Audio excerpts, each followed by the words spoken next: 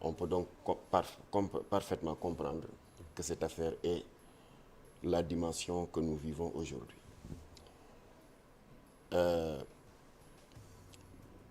Il est donc tout à fait normal, puisqu'avant la levée de son immunité parlementaire, que ce dossier puisse franchir, pour caricaturer un peu, un certain nombre de sauts d'obstacles parlementaires. Je veux parler de l'arrivée de la réquisition du procureur au niveau du bureau de l'Assemblée nationale, suivi de la rencontre de la conférence des présidents, suivi de la commission ad hoc, et peut-être demain vendredi, de la plénière qui, comme nous le savons, a le dernier mot. Est-ce que l'immunité sera levée, oui ou non?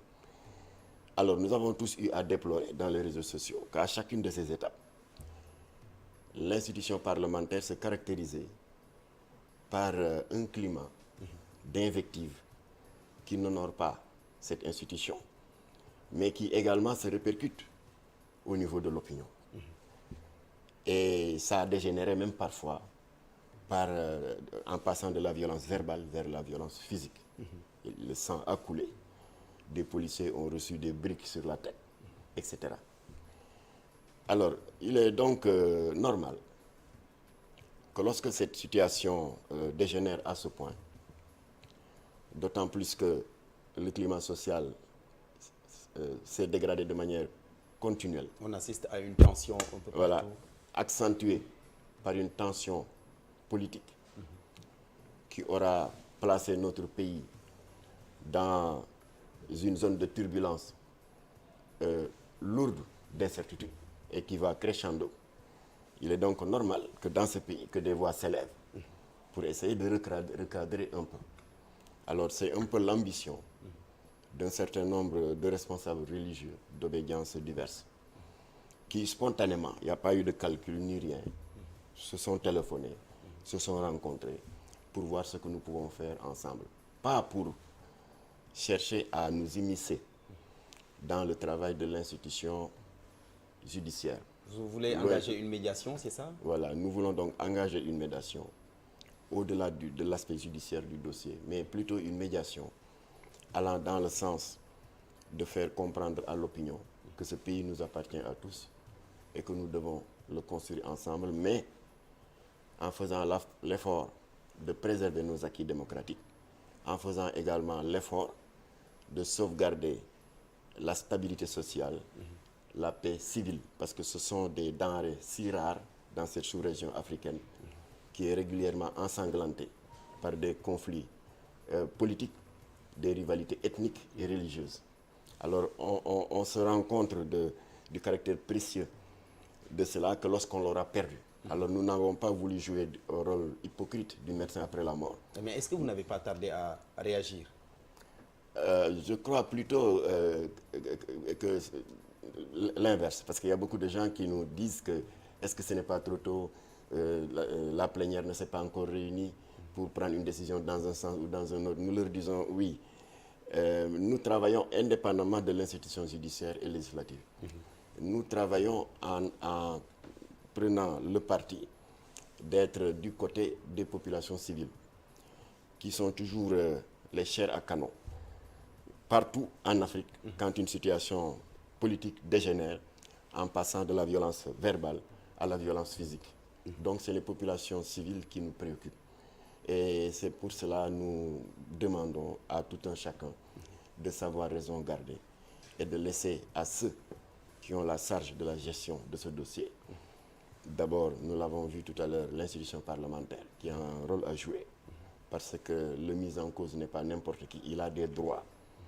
On n'a pas le droit de le traîner devant les juridictions tant que son privilège de juridiction qui lui confère une immunité parlementaire n'est pas levé. Il a des droits et nous exigeons que son droit soit respecté.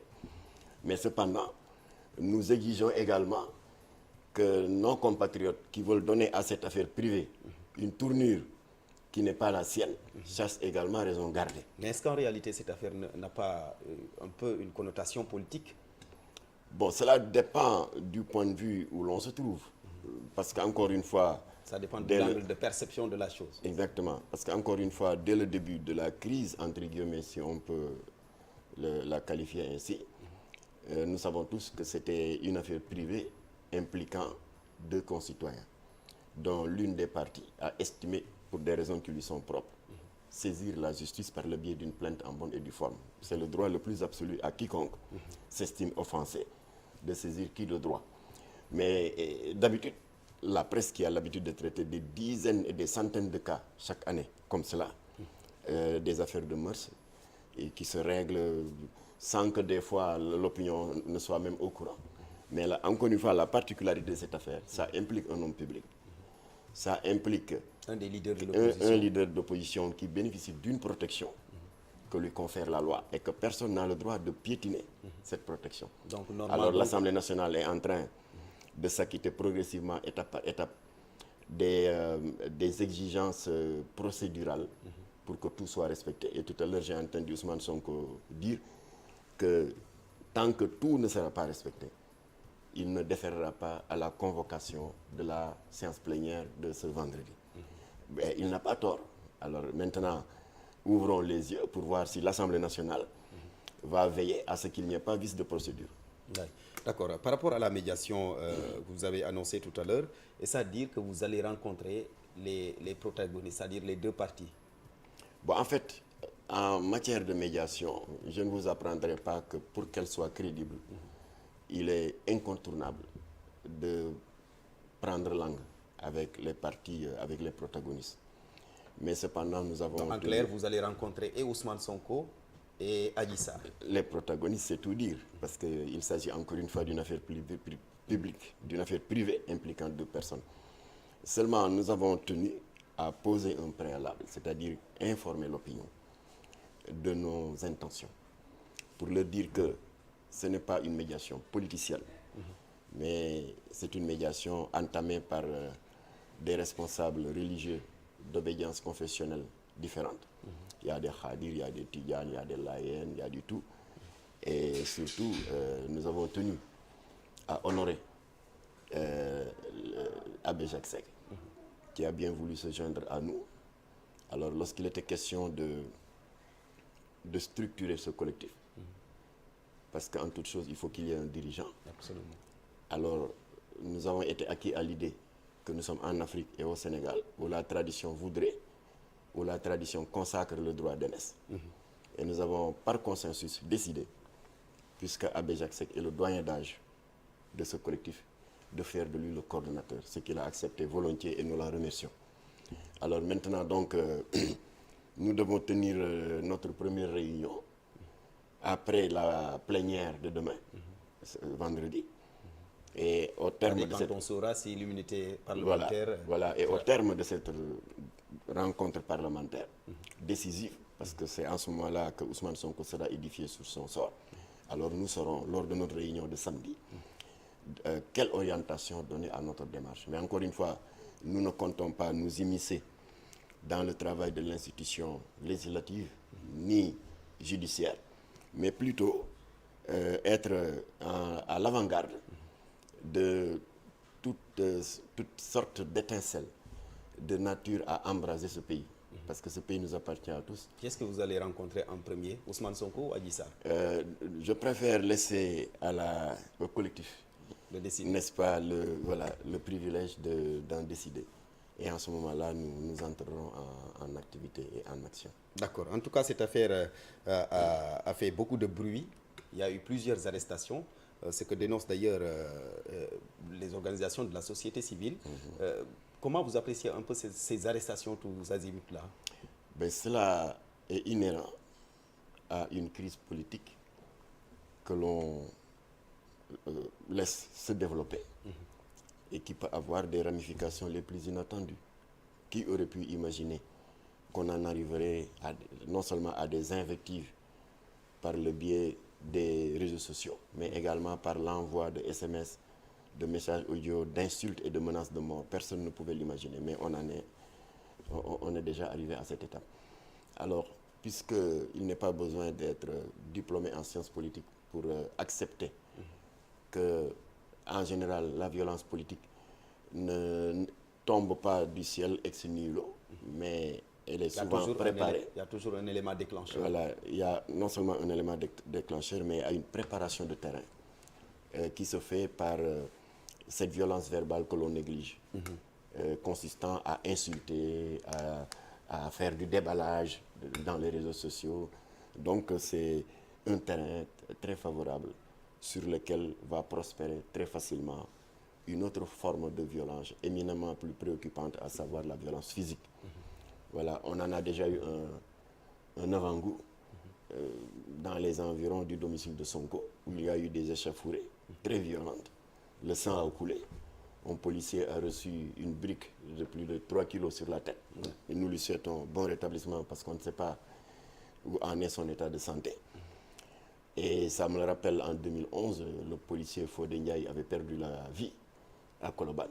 On lui avait asséné une brique et ensuite plusieurs briques. Et il a perdu la vie. Au total, Amnesty International parle de 14 victimes. Alors qu'il était simplement question, est-ce que le président Abdoulaye Wade avait droit à un troisième mandat ou pas?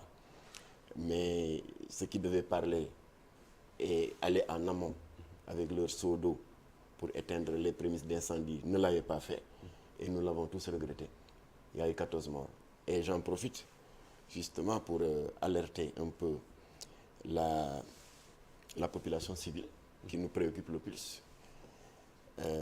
Il faut que nous essayions de nous rendre à l'évidence que cette violence politique que nous sommes en train de vivre n'est pas une première au Sénégal.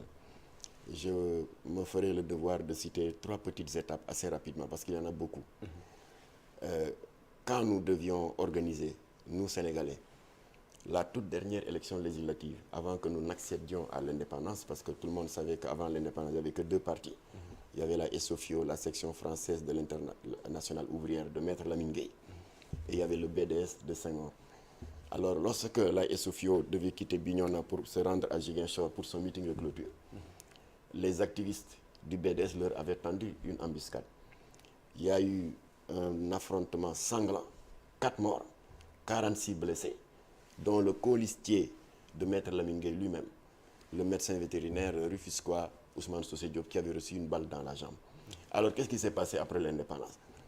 Le premier réflexe du président Senghor, nouvellement élu, a été de tendre la main à son adversaire politique d'hier, Lamine Gueye, pour en faire le deuxième personnage protocolaire de l'État, président de l'Assemblée nationale. Et que sont devenus ces morts, ces blessés, ces estropiés? Certains ont perdu un œil, d'autres ont des handicaps à vie. Ils ont perdu. Et je saute encore plus loin, lors des événements du 16 février 1994, il y a eu un meeting très chaud aux allées du Centenaire qui a dégénéré. Beaucoup de sang a coulé. Il y a eu des arrestations. Tous les leaders de l'opposition ont été envoyés en prison. Mais dès leur élargissement, 6 mois plus tard, qu'est-ce que le président Abdou Diouf a fait? Il a créé le GMPE, le gouvernement de majorité présidentielle élargie. Idriss Seck a été nommé ministre. Ousmane Ngom a été nommé ministre. Jean-Paul Diaz, Aminata Tall et Abdoulaye Wade, ministre d'État. Alors, autrement dit, ils sont devenus comme des Mbourou ak Sow. Et que sont devenus ces 6 policiers tués? Et notre frère de sang, Mohamed Lamine Samb, professeur d'arabe, qui a formé beaucoup de responsables de Jamra à la langue arabe, et qui a perdu la vie également. Que sont-ils devenus? Ils ont tous perdu. Et enfin, le dernier cas, la veille de l'alternance de 2012.